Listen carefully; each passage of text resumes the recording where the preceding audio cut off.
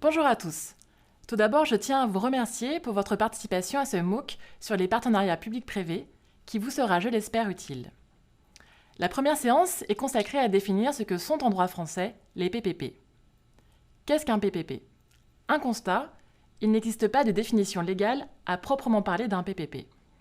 On peut cependant reprendre une des définitions officielles données par la Commission européenne dans son livre vert sur les PPP et le droit communautaire des marchés publics et des concessions, selon laquelle ce terme se réfère en général à des formes de coopération entre les autorités publiques et le monde des entreprises qui visent à assurer le financement, la construction, la rénovation, la gestion ou l'entretien d'une infrastructure ou la fourniture d'un service.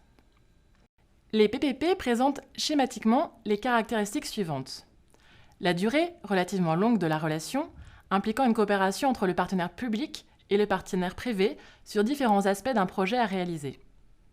Ensuite, le mode de financement du projet, assuré pour partie par le secteur privé, parfois par le biais de montages complexes entre divers acteurs. Des financements publics, parfois importants, peuvent néanmoins venir s'ajouter aux financements privés. Ensuite, le rôle important de l'opérateur économique qui participe à différents stades du projet, la conception, la réalisation, la mise en œuvre et le financement.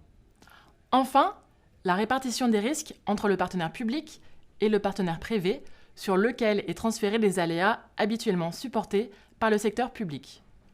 Les PPP n'impliquent toutefois pas nécessairement que le partenaire privé assume tous les risques ou la part la plus importante des risques liés à l'opération.